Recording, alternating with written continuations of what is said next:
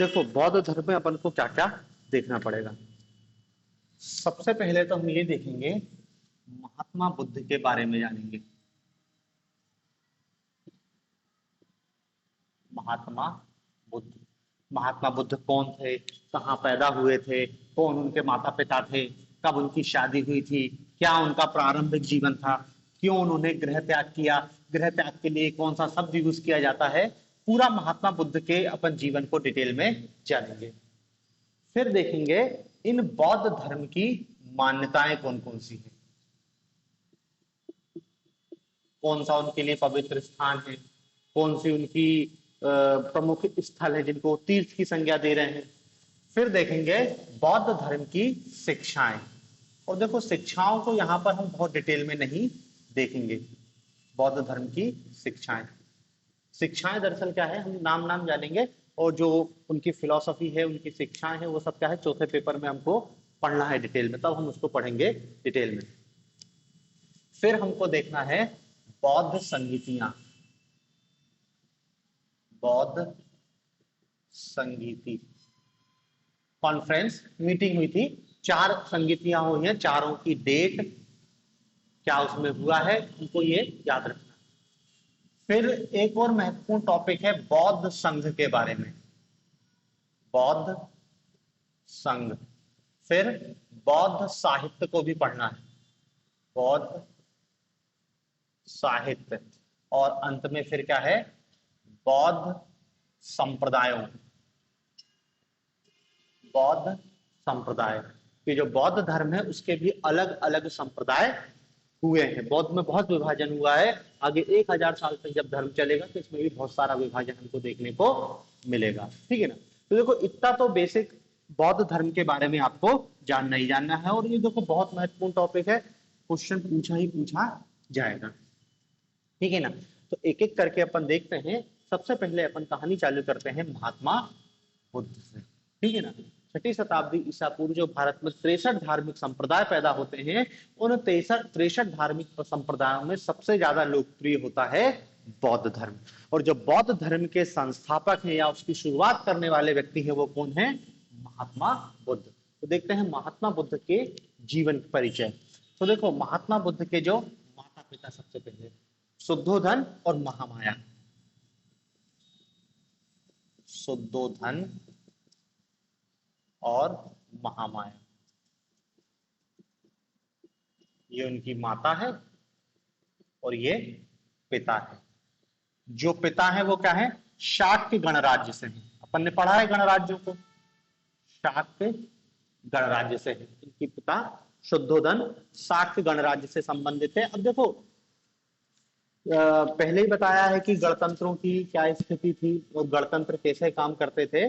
तो आप ये समझ लो कि शाक्य गणराज्य के राजा, कह सकते हैं कि गौतम बुद्ध राजा के लड़के थे, लेकिन गणराज्य था वहां पे, समझ लें राजा जैसी कोई परिकल्पना नहीं थी, गणों में गण प्रमुख होता था। तो बस आपको इतना याद रखना है कि शाक्य गणराज्य से संबंधित है। जो उनकी पत्नी महामाया है ये कौशल राज्य से संबंधित थी। कौशल राज्य से मतलब देखो महात्मा बुद्ध के मम्मी पापा दोनों ही क्या है, राजवंश से संबंधित थी।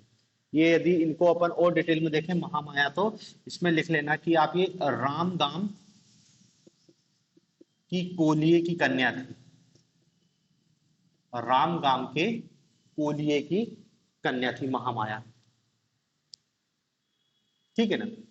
और ये क्या था, शाक्य गणराज। और शाक्य गणराज कपिल वस्तु के शाक्य, कपिल वस्तु के शाक्य। और देखो ये भी बताया था जब गणराज्य पढ़ रहे थे कि ये जो कपिल वस्तु के शाक्य हैं ये लोग क्या है, कौशल की अधीनता स्वीकार करते हैं, कौशल राज्य की अधीनता को स्वीकार कर सकते हैं, मतलब कौशल साम्राज्य का ही हिस्सा मानते हैं। इन दोनों का लड़का होता है सिद्धार्थ नाम से। क्या नाम से, सिद्धार्थ। सारे क्वेश्चन है, महात्मा बुद्ध के पिता का नाम, माता का नाम, किस गणराज्य से संबंधित थे, महात्मा बुद्ध के बचपन का नाम, बचपन का क्या नाम था, सिद्धार्थ। और इनका जो जन्म हुआ है 563 ईसा पूर्व, 563 ईसा पूर्व में, कुछ जगह 566 ईसा पूर्व भी दिया है, तो दोनों याद रखना। 563, 566 दोनों ही याद रखना। और कहां हुआ था? कपिल वस्तु के लुम्बिनी वन नामक स्थान में, जन्म स्थान।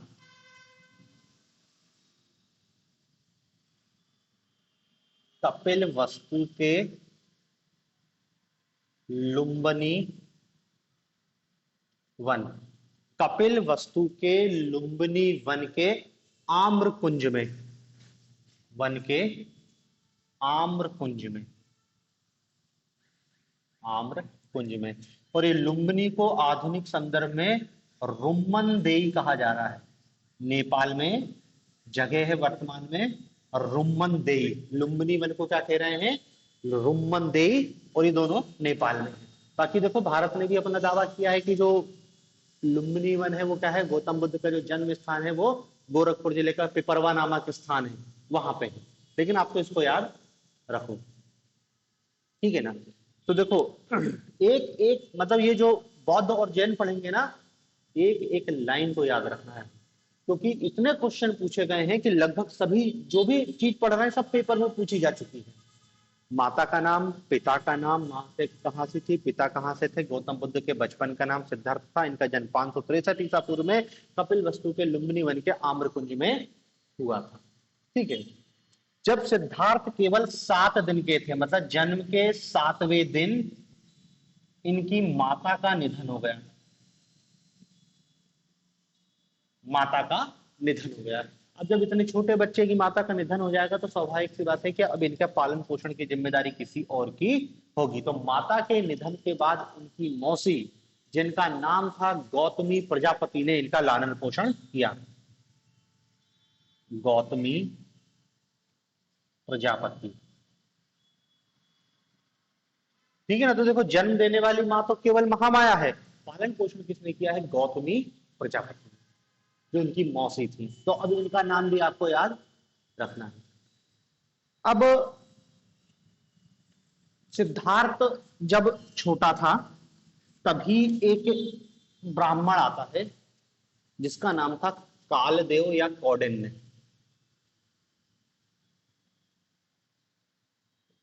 कालदेव या कौंडिन्य, ये क्या है? ऋषि है या एक ब्राह्मण है जो आता है और आके एक भविष्यवाणी करता है। क्या भविष्यवाणी करता है? कि या तो ये लड़का सिद्धार्थ एक बहुत बड़ा योद्धा बनेगा,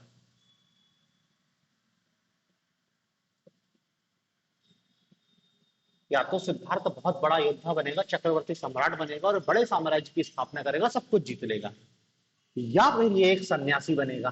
दो ही संभावना बताता है कि ये जो लड़का है सिद्धार्थ नाम का, तुम्हारे जो जन्म लिया है, या तो ये एक बहुत बड़ा योद्धा और चक्रवर्ती सम्राट बन जाएगा, और नहीं तो ये एक सन्यासी बनेगा।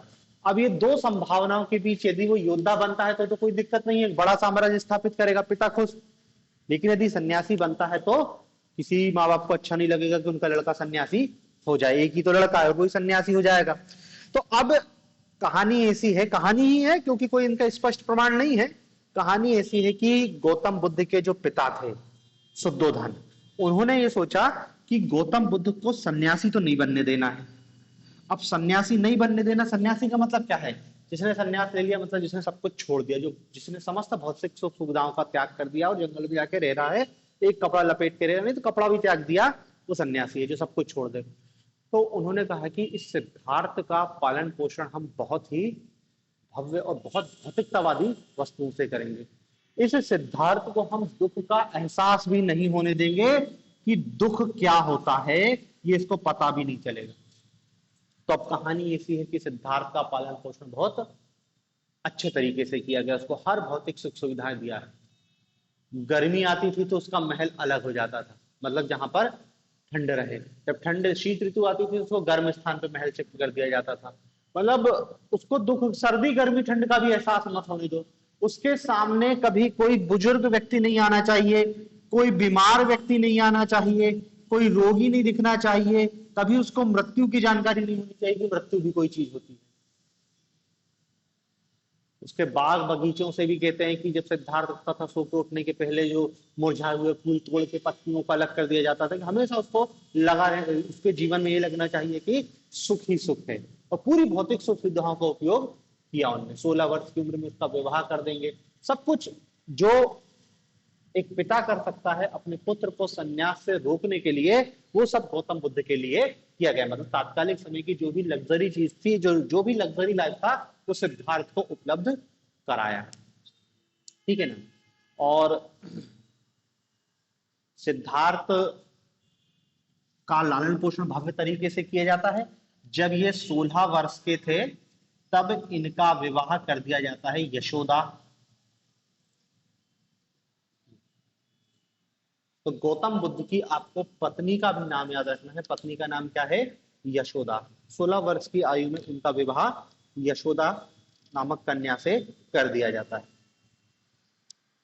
अब देखो, ये सब कुछ उनके पिता के हिसाब से चलता है। यहाँ पे उनका जो प्रारंभिक जन्म, नाम, ये सारी चीजें हो गई।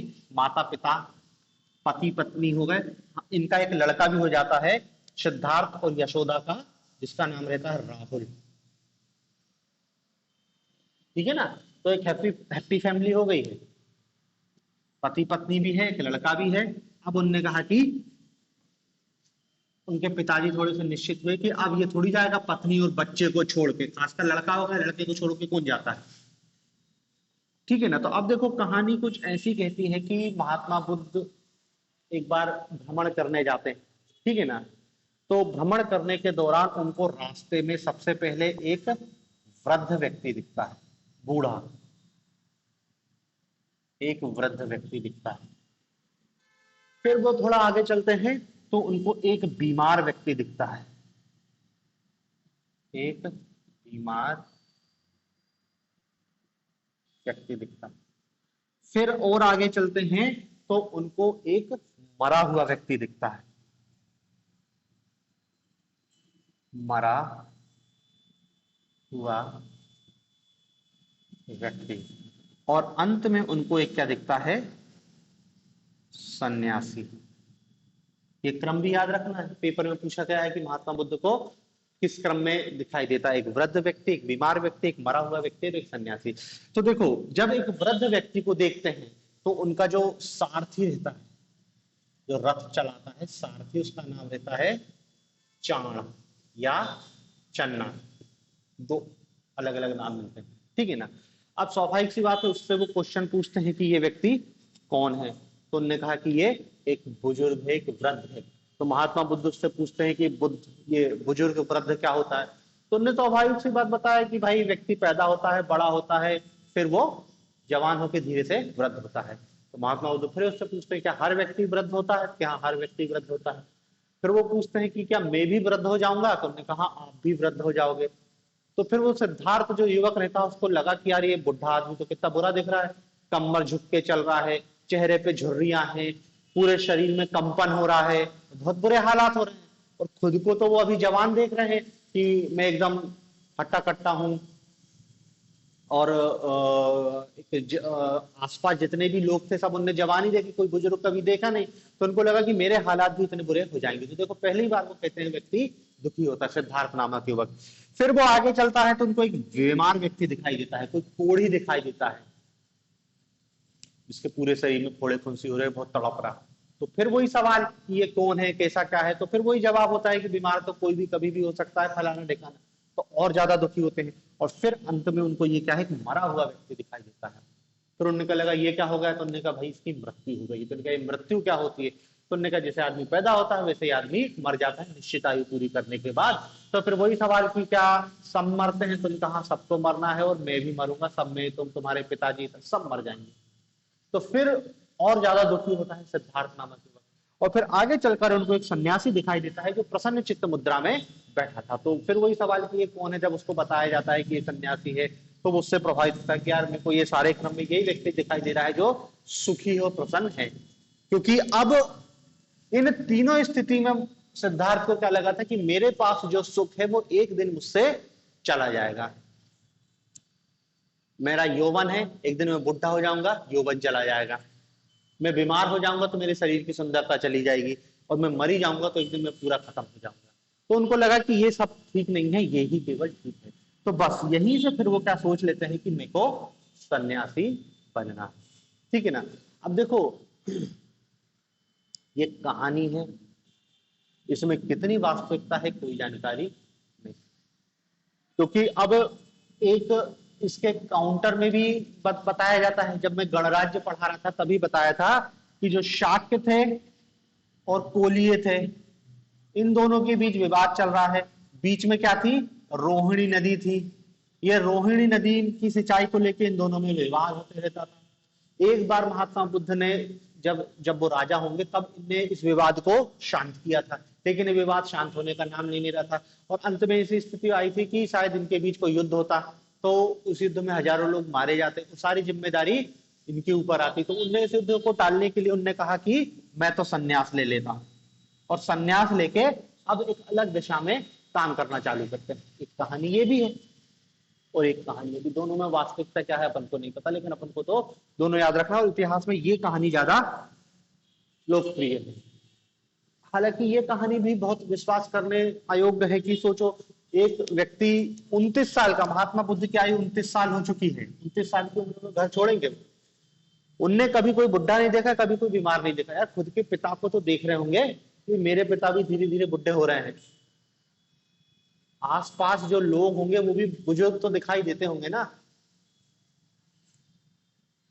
अब जो भी हो वास्तविकता उससे अपन को मतलब नहीं है, आपको तो बस ये ध्यान में रखना है कि हाँ ये कुछ इनके जीवन की घटनाएं थी। अब इस एक घटना से जो सिद्धार्थ है वो इतना ज्यादा प्रभावित होता है, या उसके मन में ऐसा कुछ हुआ कि यार ये तो सब व्यर्थ है और सब नष्ट हो जाना है एक दिन। अब वो उस एक चीज की तलाश में निकलेंगे जो उनको लगेगा कि कभी नष्ट ना हो। मैं अब उनने कहा कि ये जो दुख है, रोग है, बुढ़ापा है, इन सब से मुक्ति चाहता हूं कि मेरे जीवन में दुख ना हो। ठीक है ना। तो इन सब उनके दिमाग में जो क्वेश्चन चल रहे थे उन सब के कारण ये 29 वर्ष की आयु में गृह त्याग देते हैं।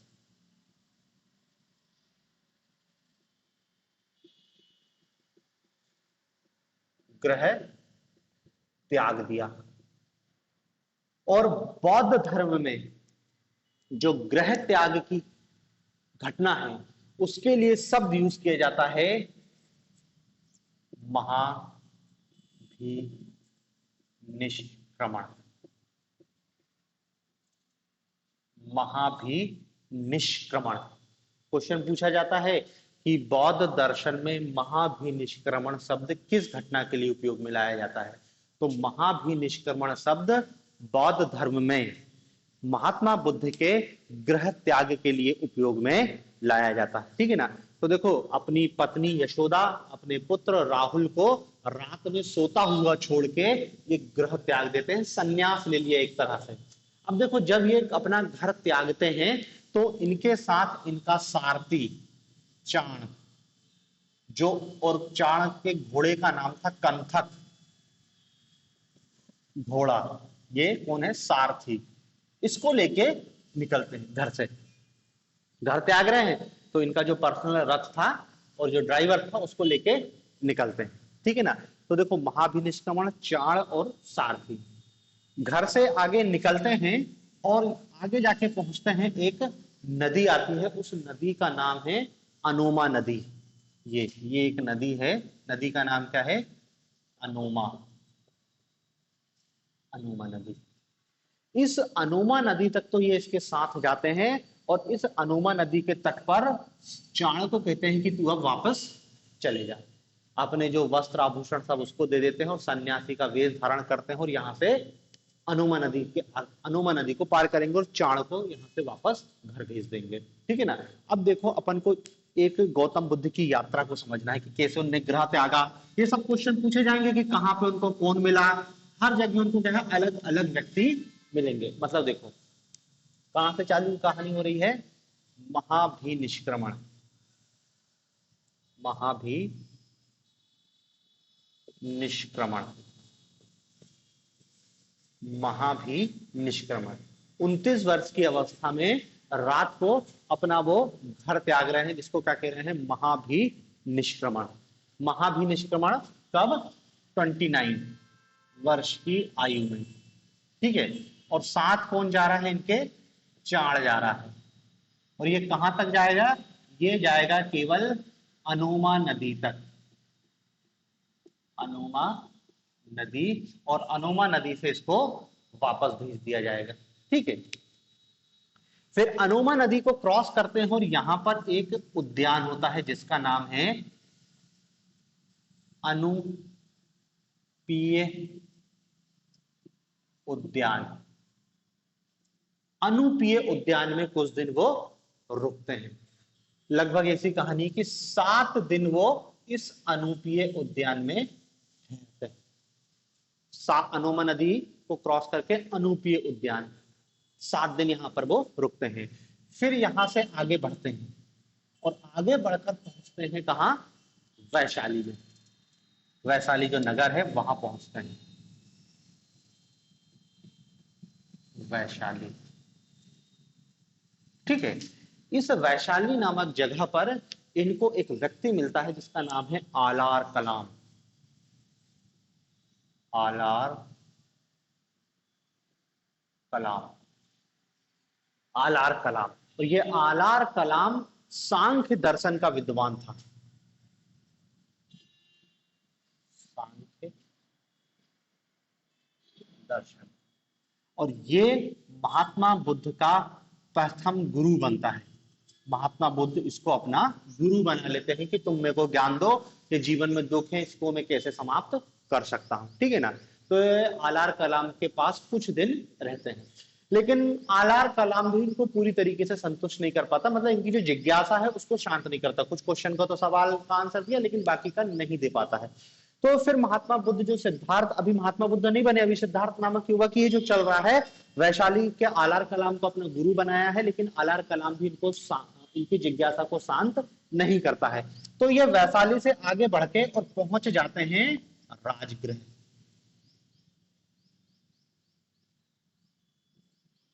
वैशाली से आगे बढ़कर पहुंच गए राजगृह। राजगृह में इनको दूसरा व्यक्ति मिलता है जिसका नाम है रुद्रक रामपुत्र, रुद्रक रामपुत्र। और ये रुद्रक रामपुत्र महात्मा बुद्ध का दूसरा गुरु बनता है, दूसरा गुरु, ठीक है ना। अब रुद्रक रामपुत्र ने जोत लिया कि अरे तुम कहां जा रहे हो, बैठो, क्या समस्या है। ने बताया है सारे कि हमारे पास रहो, हमारे को सब आता है। उसको जोत लिया तो महात्मा बुद्ध सिद्धार्थ नामक युवक वहां बैठ गया, वहां कुछ दिन रहा, कुछ दिन उनसे ज्ञान लिया, लेकिन रुद्रक रामपुत्र भी सिद्धार्थ की जिज्ञासा को शांत नहीं कर पाते, उनके क्वेश्चन का उसके पास भी आंसर नहीं होता है। फिर यहां से राजगृह से वो आगे बढ़ते हैं और आगे बढ़कर पहुंचते हैं उरुवेला, उरुवेला। कहां पहुंचे, उरुवेला। उरुवेला में उनको 5 ब्राह्मण मिलते हैं, 5 ब्राह्मण, 5 ब्राह्मण मिलते हैं। और ये 5 और गौतम बुद्ध सिद्धार्थ 6, मतलब 6 लोग मिलकर अब क्या है, तपस्या करेंगे। तो देखो इन 5 ब्राह्मणों के आपको नाम भी याद रखने हैं। आलार कलाम पहला गुरु हो गया, रुद्रक रामपुत्र दूसरा गुरु हो गया,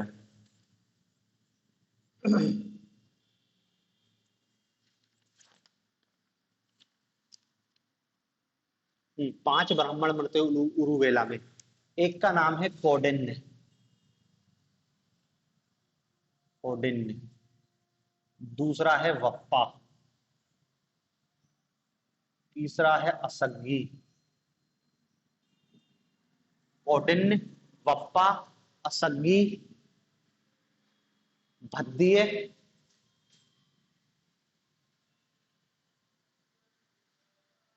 भद्दीय, और 5वां है आंज। इसका नाम महामना भी मिलता है, आंज या महामना, ठीक है ना। तो देखो उरुवेला में ये 5 ब्राह्मणों के साथ अब ये तपस्या करेंगे। इनको कोई गुरु इनकी जिज्ञासा को शांत नहीं कर पाता है, और यहाँ पर ये क्या है, ऐसा कहा जाता है कि इन 5 ब्राह्मणों के साथ इनने 6 वर्ष तक कठोर तपस्या करी। कितने वर्ष तक? 6 वर्ष तक कठोर तपस्या करी। और ये कठोर तपस्या में इनका पूरा शरीर जीर्ण शीर्ण हो गया, बहुत कृश काया हो गए, बिल्कुल सब कुछ खत्म हो गया शरीर में, बहुत कठोर तपस्या करी। फिर होता क्या है एक दिन कि इस उरुवेला में, उरुवेला का जो सेनानी रहता है, उरुवेला का सेनानी, इस सेनानी की एक लड़की रहती है सुजाता। सुजाता ये इनके लिए खीर लेके आती है। भाई देख रहे होगी कि यार वहां के आसपास के लोग, यार 5-6 लोग हैं और ये उरुवेला में तपस्या कर रहे हैं बहुत दिन से, तो अब स्वाभाविक सी बात है कि उन्होंने कहा कि यार चलो अपन कुछ उनको दे आते हैं। तो वो उरुवेला की जो सेनानी है उसकी लड़की का नाम है सुजाता। सुजाता खीर बना के इनके लिए लेके आती है और जो सिद्धार्थ युवक है उस खीर को खा लेता है। खीर खाने के कारण ये जो 5 ब्राह्मण हैं ये सिद्धार्थ का बॉयकॉट कर देते हैं कि तुमको शर्म नहीं आ रही, अपन 6 साल से तपस्या कर रहे हैं, अपन सन्यासी है, कोई लड़की खीर लेके आई और तुमने खीर खा ली, तुम्हारी सारी तपस्या नष्ट हो गई और तुम तो मतलब ऐसा कहा कि उन्होंने कहा कि तुम सन्यासी बनने के लायक नहीं, तुम्हारा सन्यास खत्म हो गया। और ये 5 ब्राह्मण सिद्धार्थ का साथ छोड़ देते हैं, सिद्धार्थ का साथ छोड़ देते हैं, उरुवेला में इनका साथ खत्म हो जाता है। फिर सिद्धार्थ इस उरुवेला से थोड़ा आगे बोध गया, बोध गया। अब बोध गया में सिद्धार्थ अकेले हैं, अकेले तपस्या करते हैं। अब तपस्या की अलग अलग कहानी है, किसी किताब में लिखा है कि लगातार 49 दिन तक तपस्या करते हैं, किसी किताब में लिखा है कि लगातार 8 दिन तपस्या करते हैं और 8वें दिन इनको ज्ञान की प्राप्ति हो जाती है। आपको तो बस ये याद रखना है कि बोध गया में इनको निरंजना नदी के तट पर, कौन सी नदी है? निरंजना,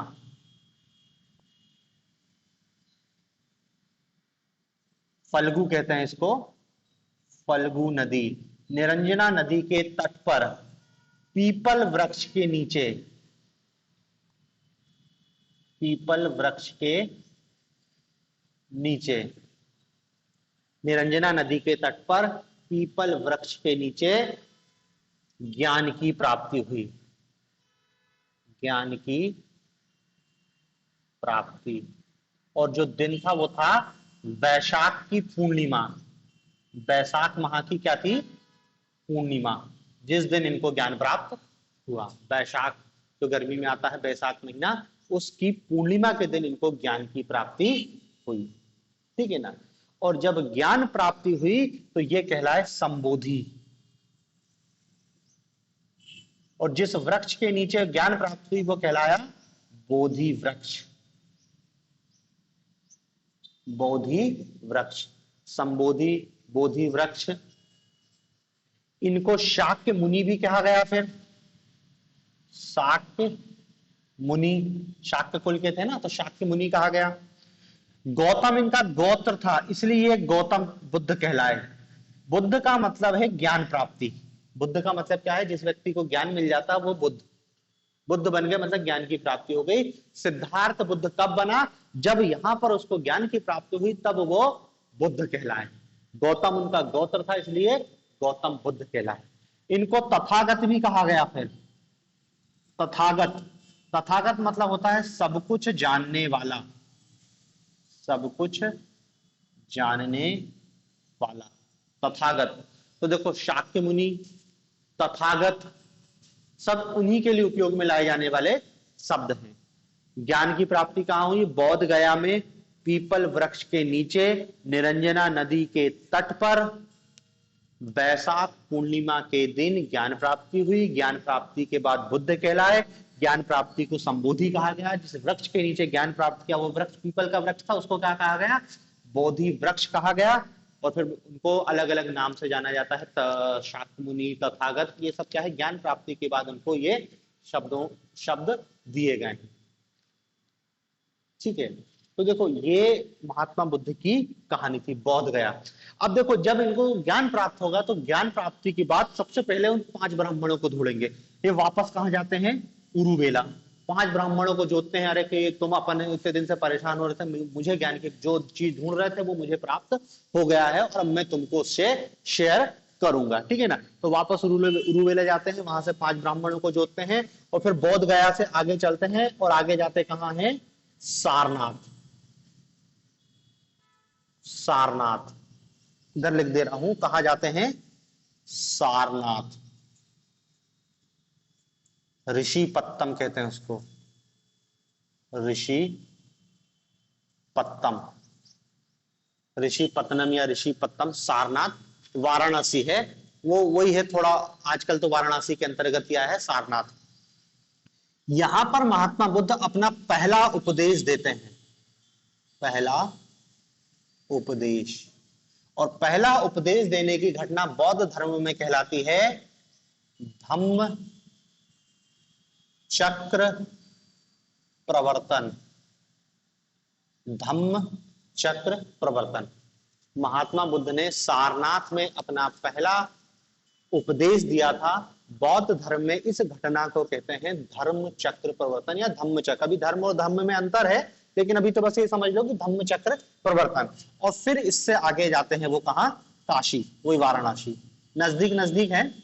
आजकल तो सारनाथ और वाराणसी में ही एक ही मतलब सब जुड़ी गए हैं, लेकिन उसके बाद कहां जाते हैं वो, काशी। बस इससे आगे वो नहीं बढ़ेंगे, अब वो बैक होंगे यहां से काशी, काशी से वापस सारनाथ, सारनाथ से बोध गया, फिर उरुवेला, फिर राजगृह, फिर कहां पहुंचेंगे, अपने घर जाएंगे वापस। ज्ञान प्राप्ति हो गई ना, तो ज्ञान प्राप्ति के बाद सबसे पहले कहां पहुंचेंगे, क्या मैंने जो ग्रह त्याग किया था, अब मैं जाता हूं वापस कपिल वस्तु, ठीक है ना। तो देखो ये उनके आने का क्रम है, ये उनने अपने ग्रह त्याग किया था। ग्रह त्याग से हमने देखा कि वो क्या जाते हैं, पहले अनुमा नदी, अनुमा नदी के बाद उनको फिर वैशाली पहुंचते हैं, वैशाली के बाद वो राजगृह जाते हैं, राजगृह से वो उरुवेला जाते हैं, उरुवेला से बोध गया जाते हैं, बोध गया से कहां पहुंचे वो, बोध गया से पहुंचते हैं सारनाथ, और सारनाथ के बाद कहां पहुंचते हैं, काशी। ये यहां पर बोध गया, बोध गया के बाद सारनाथ, और सारनाथ के बाद काशी, ठीक है। अब देखो उनकी वापसी की यात्रा अपन देखते, वापस घर जाएंगे तो कहां से, काशी, काशी कह लो या वाराणसी, काशी या वाराणसी, यहां से वो बैक होंगे। तो देखो जब काशी और वाराणसी में थे तो वहां पे भी उन्होंने अपना उपदेश दिया था। तो वहां पर उनको यश नामक व्यापारी, यश नामक व्यापारी उनका शिष्य बनता है और 50 लोगों को और वो जोत लाता है। उसकी माता रहती है, उसकी पत्नी रहती है, और 50 लोग, बड़ा व्यापारी रहता है जो महात्मा बुद्ध का अनुयायी बन जाता है। फिर काशी से वो जाते हैं सारनाथ, वही जहां पर उन्होंने अपना पहला उपदेश दिया था, धम्म चक्र प्रवर्तन, और वहां से फिर काशी। अब वो वापस जा रहे हैं काशी में। इस सारनाथ में उन्होंने अपना प्रथम वर्षावास गुजारा।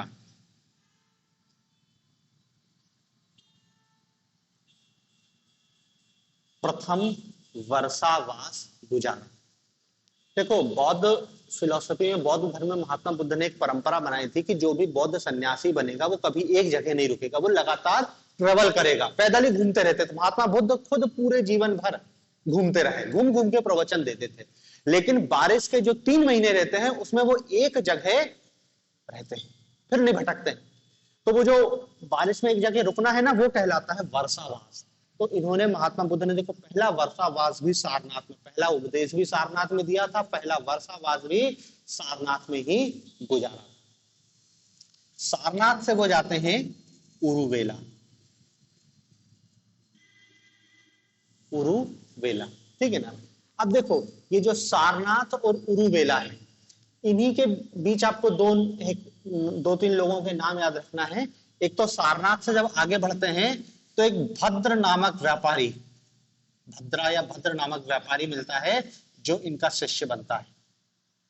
भद्र नामक व्यापारी इनका शिष्य बन जाता है। दूसरा, जब ये उरुवेला पहुंचते हैं तो उरुवेला में इनके बहुत सारे लोग शिष्य बनते हैं। एक होता मुख कश्यप, नदी कश्यप और गया कश्यप, 3 लोग रहते हैं। मुख कश्यप,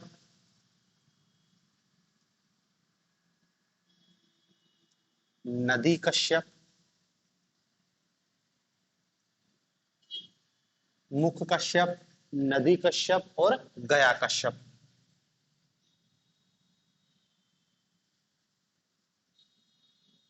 ये तीन दरअसल क्या है, तीन बड़े धार्मिक गुरु टाइप के लोग हैं जो अपने अपने 500-500 अनुयायी लेके घूम रहे हैं और ये महात्मा बुद्ध से शास्त्रार्थ करेंगे। इन तीनों को महात्मा बुद्ध शास्त्रार्थ में पराजित करेंगे। और फिर क्या है कि देखो, मुख कश्यप के 300 शिष्य थे तो सीधे 300 लोग इनके अनुयायी बन गए। नदी कश्यप के 200 शिष्य थे, गया कश्यप के 500 शिष्य थे, 1000 लोग यही के यही महात्मा बुद्ध के अनुयायी। मतलब क्या है कि देखो, जो इन्फ्लुएंसर लोग होते हैं, इन्फ्लुएंसर समाज में जो इन्फ्लुएंसर आदर्श रहते हैं, वो लोग अब महात्मा बुद्ध के अंडर आते जाएंगे।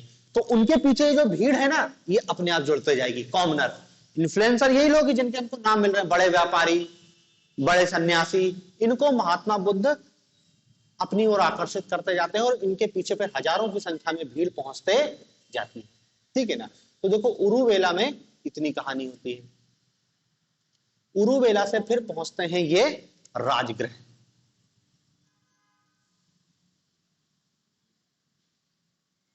उरुवेला से कहां पहुंचते हैं, राजगृह। अब देखो, राजगृह में भी फिर क्या होता है, राजगृह में जो राजगृह का शासक है बिंबिसार,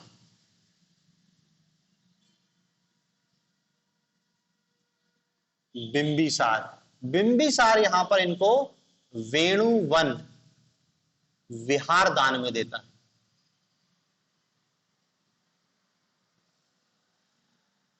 वेणुवन नामक विहार दान में देता है। जगह एक आश्रम दे दिया रहने के लिए कि आज से तुम्हारा। इसी राजगृह में इनका एक शिष्य बनता है जिसका नाम है सारिये पुत्र। सारिये पुत्र राजगृह में ये इनका शिष्य बना, सारिये पुत्र। दूसरा शिष्य बना मोगलायन, महामोगलायन कहते हैं उसको, मोग लायन, सारिपुत्र, मोगलायन। तीसरा शिष्य बनता है अभय और चौथा शिष्य बनता है उपाली। ये सब फेमस लोग हैं। सारिपुत्र और मोगलायन की जो अस्थियां हैं ना, वो सांची के स्तूप में रखी हैं। ये दो शिष्य हैं, सारिपुत्र और मोगलायन, इनकी अस्थि कहां रखी है, सांची के स्तूप में संरक्षित रखी है, राजगृह में। ठीक है। इसी राजगृह में इनका एक चचेरा भाई रहता है देवदत्त। चचेरा भाई, इसका नाम क्या रहता है, देवदत्त। और ये देवदत्त यहां पर इनको 3 बार मारने का प्रयास करता है। देवदत्त इनको 3 बार मारने का प्रयास करता है। ठीक है। अब राजगृह से वो आगे बढ़ेंगे। राजगृह में इतना हो गया उनके साथ।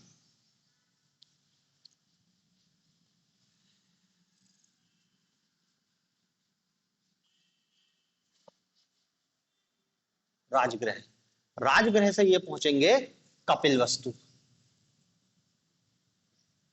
कपिल वस्तु, कपिल वस्तु मतलब अब ये अपने घर पहुंच गए। और कपिल वस्तु में ये परिवार को, लोगों को बौद्ध धर्म में शिक्षित करेंगे। अपने परिवार के लोगों को बौद्ध धर्म में दीक्षित करेंगे, मतलब उनको बौद्ध बना देंगे। कहेंगे कि मैंने ग्रह त्याग किया था, जिस चीज के लिए ग्रह त्याग किया था मुझे प्राप्त हो गया, और जाओ तुम भी। तो अपना लड़का जो राहुल है उसको भी संन्यास दे देंगे। तो यहाँ पर कपिल वस्तु में अपने परिवार के लोगों को अपना जो है वो शिष्य बना लेंगे। फिर देखो, ये अपन ने देखा था कपिल वस्तु, कपिल वस्तु के पास ही जो अनुमा नदी थी वहीं पे था एक क्या, अनुपीय उद्यान। अनुपीय उद्यान, जहां पर उन्हें 7 दिन रुका था ना, अनुपीय उद्यान। इस अनुपीय उद्यान में उनका शिष्य मिलता है आनंद। और ये आनंद महात्मा बुद्ध का सबसे प्रिय शिष्य रहता है। पूरे बौद्ध धर्म में आनंद का जिक्र मिलता है कि सबसे प्रिय शिष्य है कौन, आनंद।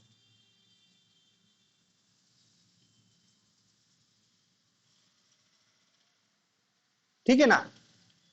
कपिल वस्तु वही अनूपीय उद्यान था, अनूपीय उद्यान में इनको आनंद मिलता है, आनंद को शिष्य बना लेते हैं, ये इनका सबसे प्रिय शिष्य बन जाता है। फिर यहां से वो आगे बढ़ेंगे कपिल वस्तु से, यहां क्योंकि देखो कभी रुकेंगे नहीं एक जगह, लगातार ट्रेवल करते रहेंगे।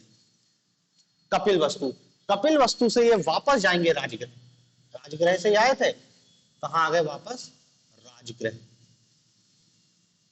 कपिल वस्तु से वापस राजगृह आए, और राजगृह से फिर आगे जाएंगे वैशाली, राजगृह से कहां आगे जाएंगे, वैशाली।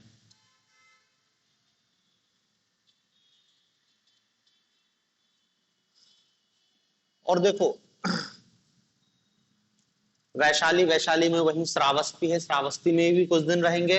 वैशाली से फिर आगे जाएंगे कौशांबी,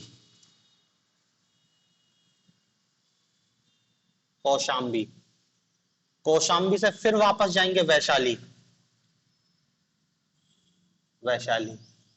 और फिर आगे जाएंगे वैशाली के बाद कौशांबी से वैशाली से फिर पावा,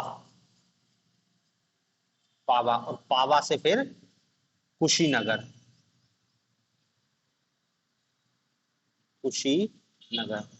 वैशाली से पावा से कुशीनगर, और कुशीनगर में 483 ईसा पूर्व के आसपास इनकी मृत्यु होगी। 483 ईसा पूर्व, 483 ईसा पूर्व इनकी कुशीनगर में कसिया नामक गांव में मृत्यु हो जाएगी। ठीक है ना। तो देखो ये महात्मा बुद्ध का पूरा चक्र है। महाभिनिष्क्रमण किया उनने, और महाभिनिष्क्रमण के बाद ज्ञान प्राप्ति हुई, और ज्ञान प्राप्ति के बाद इनकी मृत्यु हुई। और जो मृत्यु के लिए शब्द यूज किया जाता है वो है महापरिनिर्वाण। क्या शब्द यूज किया जाता है, महापरिनिर्वाण। महाभिनिष्क्रमण गृह त्याग के लिए, और महापरिनिर्वाण महात्मा बुद्ध की मृत्यु के लिए। ठीक है ना। तो देखो ये महात्मा बुद्ध का पूरा अपन ने लाइफ साइकिल देखा है कि कैसे कैसे उनने, देखो जगह तो महत्वपूर्ण नहीं है, लेकिन क्या है ना कि रुद्रक रामपुत्र कहां मिला, आनंद कहां मिला, उपाली कहां मिला, ये सारी चीजें अपने लिए महत्वपूर्ण है। पहला उपदेश कहां पे दिया, उस घटना को क्या कहते हैं, धम्म चक्र प्रवर्तन है सारनाथ, महापरिनिर्वाण कहां प्राप्त हुआ, ये सारी घटनाएं अपने लिए महत्वपूर्ण है। ठीक है ना। तो देखो ये एक साइकिल है, इसको पूरा आपको ध्यान में रखना है। भले क्रम याद नहीं रहे वो कोई दिक्कत नहीं, आपसे नहीं पूछ रहा कि इसके बाद कौन कहा, महात्मा बुद्ध कहाँ गए, इसके बाद कहाँ गए, ये याद नहीं रखना है, लेकिन घटनाएं याद रखनी है कि हमको आलार कलाम कहाँ मिला था उनको, जो उनका पहला शिष्य बनता है, ये सारी चीजों को हमको याद रखना है। ठीक है। अब देखो इसमें एक कुछ चीजें और कुछ फैक्चुअल चीजें और हैं, इनको कुछ जो विहार दान में मिले थे उसको भी और देख लेते हैं कि क्या क्या इनको दान में मिला था। तो देखो सबसे पहले तो क्या है, श्रावस्ती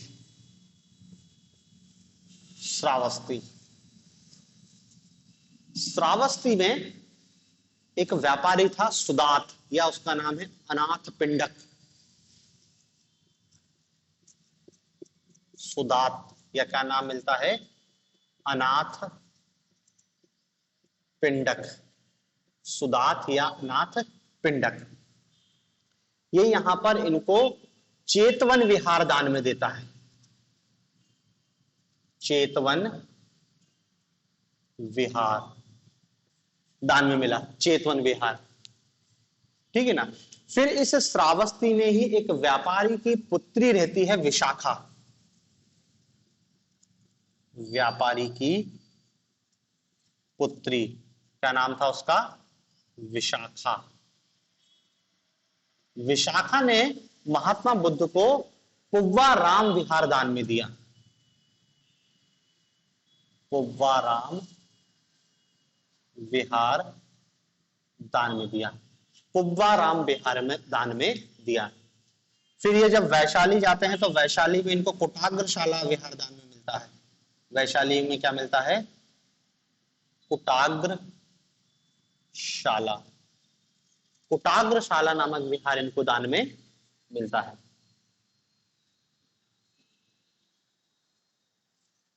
ठीक है, फिर देखो इनका जो शिष्य हमने देखा था क्या? आनंद। जो इनको अनुपीय उद्यान में मिला था ना आनंद, और इनका सबसे प्रिय शिष्य होता है। तो इसी आनंद के कहने पर, किसके कहने पर? इनके शिष्य आनंद के कहने पर महिलाओं को भी बौद्ध संघ में शामिल किया जाता है। महिलाओं को बौद्ध संघ में शामिल किया जाता है।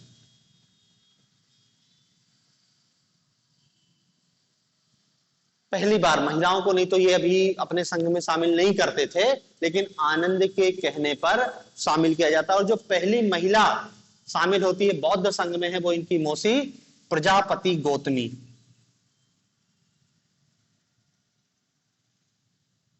प्रजापति गौतमी। हालांकि महात्मा बुद्ध महिलाओं को संघ में शामिल नहीं करना चाहते थे, लेकिन आनंद ने बहुत जोर दिया तब किया शामिल।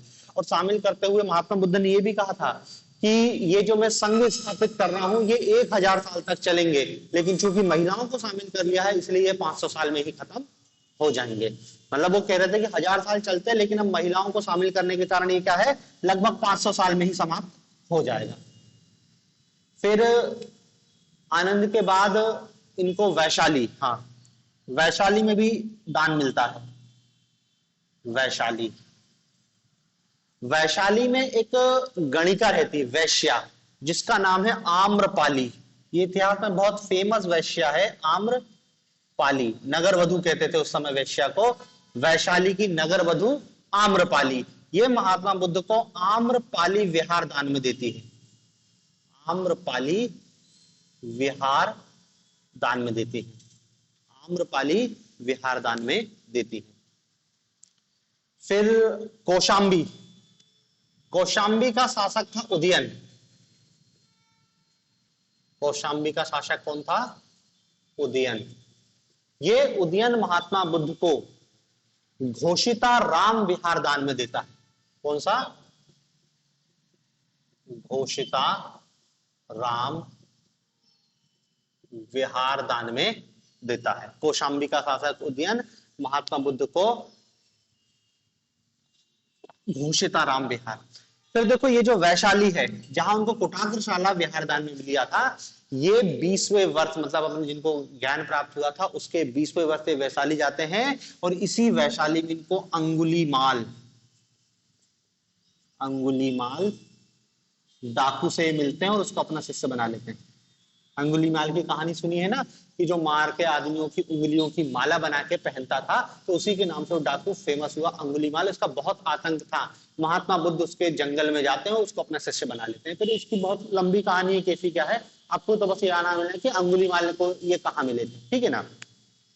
और फिर अंत में आप बस ये याद रख लेना अंतिम वाला हिस्सा, कि जहां पर इनकी मृत्यु हुई थी, मृत्यु वाला स्थल। देखो ये क्या जाते हैं, पहले पावा जाते हैं।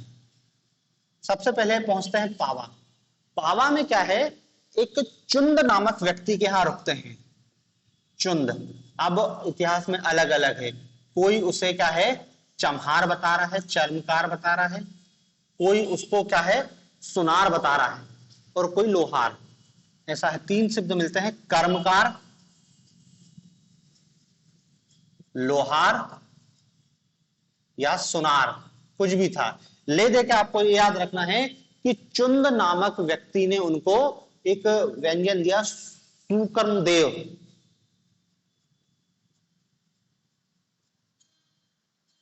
सुअर का मांस खाने को दिया, और खाने के बाद इनकी तबीयत खराब हो गई, इनको दस्त लग गए, अतिसार,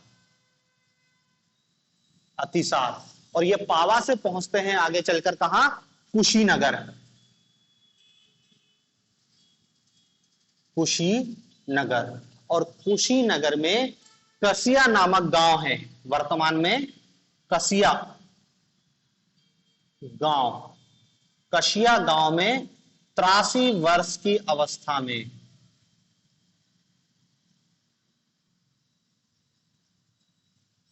483 ईसा पूर्व इनकी मृत्यु हो जाती है। 483 ईसा पूर्व 83 वर्ष की अवस्था में इनकी मृत्यु, और मृत्यु के लिए क्या है, हम कहेंगे महापरिनिर्वाण।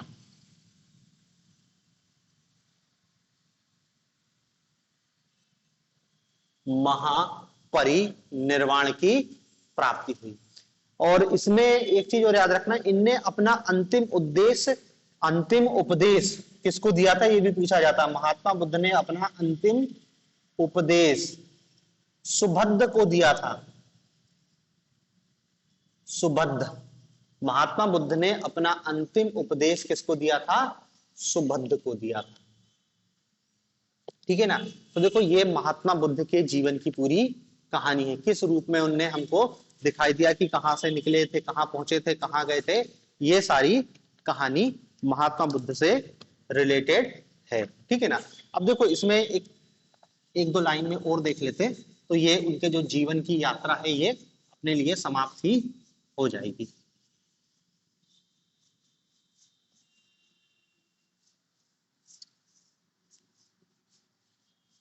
देखो एक तो इनको बहुत सारे विहार दान में मिले, वो भी आपको याद रखना है कि घोषिताराम कहाँ मिला है, चेतवन विहार कहाँ दान में मिला है, किसने दान में दिया है। ठीक है। जैसे वेणुवन विहार बिंबिसार ने दिया था, जेतवन विहार अनाथ पंडक ने दिया था, पुब्बाराम विशाखा ने दिया था, कुटाग्रशाला वैशाली में मिला था। ठीक है ना। तो ये सब चीजें हैं। दूसरी बात क्या है,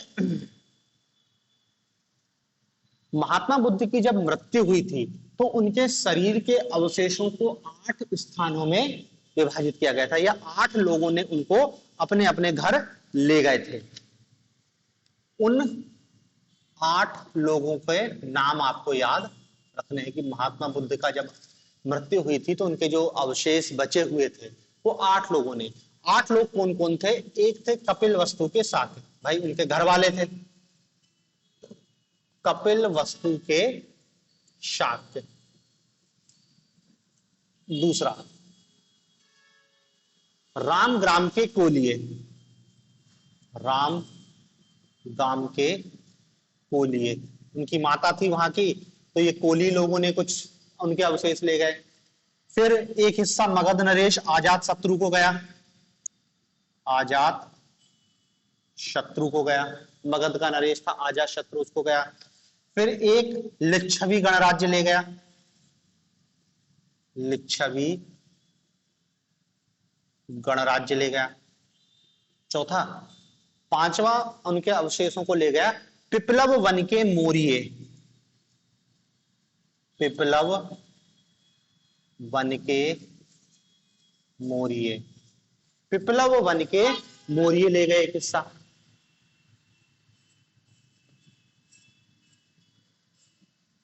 छठवा, अलकल्प के बुली, अलकल्प के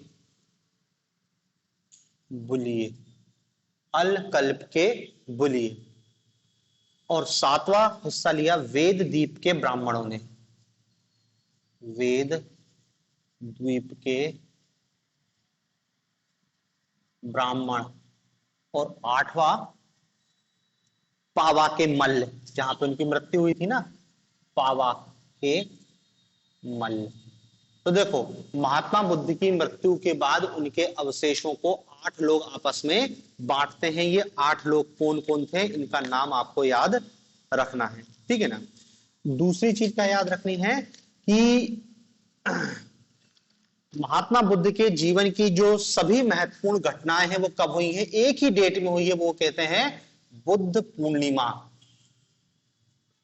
पूर्णिमा के दिन ही हुई है सब कुछ, उनका जन्म, उनको ज्ञान की प्राप्ति, उनको मृत्यु। भाई जन्म भी बुद्ध पूर्णिमा के दिन हुआ, ज्ञान की प्राप्ति भी बुद्ध पूर्णिमा के दिन हुई, और महापरिनिर्वाण सब क्या है, पूर्णिमा के दिन हुआ। इसलिए बौद्ध धर्म में पूर्णिमा का बहुत महत्व है। जब उनका जन्म होता है तब उनको बुद्ध पूर्णिमा के रूप में मनाते हैं, उनकी ज्ञान प्राप्ति भी बुद्ध पूर्णिमा, तो पूर्णिमा के दिन ये सारी घटनाएं हुई हैं। ठीक है ना। तो पूर्णिमा का विशेष महत्व है। दूसरी बात क्या है, बौद्ध धर्म में 8 महास्थानों की चर्चा है, जिसको कहते हैं अष्ट महास्थान। अष्ट महास्थान, 8 तीर्थ कह सकते हो। जैसे हिंदू में आजकल हम कहते हैं तीर्थ, तीर्थ मतलब विशेष स्थान धर्म से जुड़े हुए। तो ऐसे बौद्ध धर्म में 8 तीर्थ या 8 विशेष स्थान का जन्म उल्लेख है। पहला विशेष स्थान है लुम्बिनी वन। आप जानते हो लुम्बिनी वन में क्या हुआ था, महात्मा बुद्ध का जन्म हुआ था। तो स्वाभाविक सी बात है, जन्म वाले जाएंगे अपन। दूसरा स्थान है बोध गया। बोध गया क्यों महत्वपूर्ण हो जाएगा इनके लिए, क्योंकि यहां पर इनको ज्ञान की प्राप्ति हुई है। ज्ञान की प्राप्ति। तीसरा इनका महत्वपूर्ण स्थल है सारनाथ। सारनाथ क्यों महत्वपूर्ण स्थल है, क्योंकि यहां पे पहला उपदेश दिया था, मतलब धम्म चक्र प्रवर्तन यही हुआ था। धम्म चक्र प्रवर्तन यही हुआ था, तो भी ये भी इनके लिए महत्वपूर्ण है। चौथा महत्वपूर्ण स्थल है कुशीनगर। कुशीनगर, और कुशीनगर क्यों है, क्योंकि यहां पर इनकी मृत्यु हुई थी, महापरिनिर्वाण की प्राप्ति हुई थी। इनको यहां पर महापरिनिर्वाण की प्राप्ति हुई थी। और पांचवा महत्वपूर्ण स्थल है कौशाम्बी। कौशाम्बी, और कौशाम्बी की पुस्तक में याद रखना श्रावस्ती। श्रावस्ती, और श्रावस्ती क्यों महत्वपूर्ण है, क्योंकि महात्मा बुद्ध ने अपने सन्यासी जीवन का ज्यादातर समय इसी श्रावस्ती में बिताया है। मतलब लगभग सन्यासी जीवन का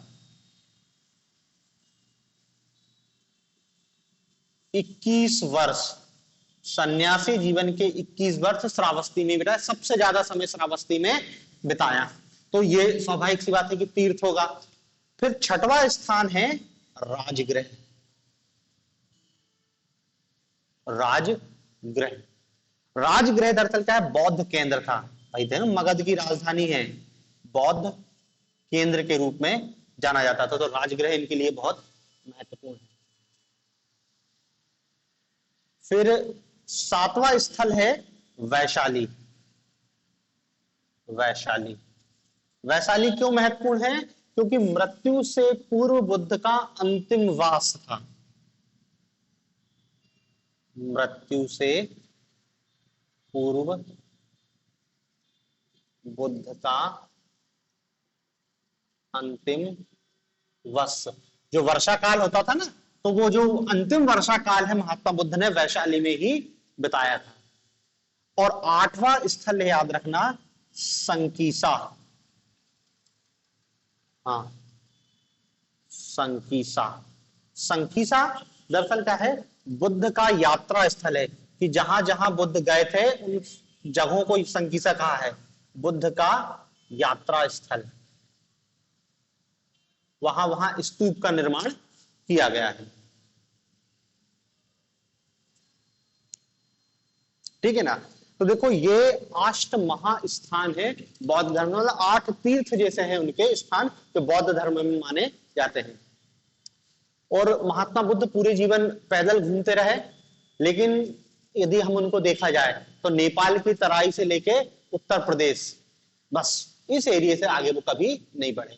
उनको अवंती नरेश चंड प्रद्योत ने आने के लिए बोला था, इनवाइट किया था, अवंती नरेश चंड प्रद्योत ने, लेकिन अपनी तबीयत, उनकी उम्र ज्यादा हो गई थी तो वो अवंती नहीं जा पाए। लेकिन उन्होंने अपने शिष्य महाकच्चायन को भेजा था। महाकच्चायन ये उनका शिष्य था, जो उनकी जगह पर कहा गया था, अवंती। ठीक है ना। तो ये आपको इतना याद रखना है। इसके अतिरिक्त एक चीज और है कि बुद्ध के जीवन में क्या है कि बौद्ध धर्म में कुछ प्रतीकों का प्रयोग किया गया है। तो अलग अलग प्रतीक क्या है, अलग अलग घटना के लिए उपयोग में लाया जाता है। जैसे आपको घटना और उनका प्रतीक याद रखना है, घटना और उसका प्रतीक। जैसे एक घटना है जब महात्मा बुद्ध उनकी माता के गर्भ में आते हैं, तो गर्भ का प्रतीक है हाथी। जब महात्मा बुद्ध उनकी माता के गर्भ में आते हैं। फिर जब महात्मा बुद्ध का जन्म हुआ है तो जन्म का प्रतीक बताया गया है कमल। फिर जब महात्मा बुद्ध जवान होते हैं, यौवन, यौवन का प्रतीक है सांड। फिर जब महात्मा बुद्ध ने गृह त्याग किया, गृह त्याग, तो गृह त्याग का प्रतीक बताया है बौद्ध धर्म में घोड़ा। गृह त्याग का प्रतीक क्या है? घोड़ा। फिर जब महात्मा बुद्ध को ज्ञान प्राप्ति हुआ तो ज्ञान प्राप्ति का प्रतीक है पीपल का वृक्ष। ज्ञान प्राप्ति का प्रतीक क्या है? पीपल वृक्ष। ज्ञान का प्रसार, ज्ञान का प्रसार, इसका प्रतीक है शेर। ज्ञान का प्रतीक का प्रसार क्या है? शेर। सातवां निर्वाण, निर्वाण मतलब मोक्ष की प्राप्ति, इसका प्रतीक है पद चिन्ह। पद चिन्ह निर्वाण की प्राप्ति का प्रतीक है। और अंतिम आठवां, आठवां लिखना मृत्यु, या इसको हम कह सकते हैं महापरिनिर्वाण। महापरिनिर्वाण, इसका प्रतीक है स्तूप। स्तूप की बहुत महत्ता है बौद्ध धर्म में, ठीक है ना। तो ये इतने फैक्ट आपको याद रखने हैं, ठीक है। अब हमको आगे इसमें देखेंगे, हम बौद्ध संगतियां देखेंगे, बौद्ध संघ को देखेंगे और बौद्ध साहित्य देखेंगे, ठीक है ना। तो ये सारी चीजें अपन कल देखेंगे।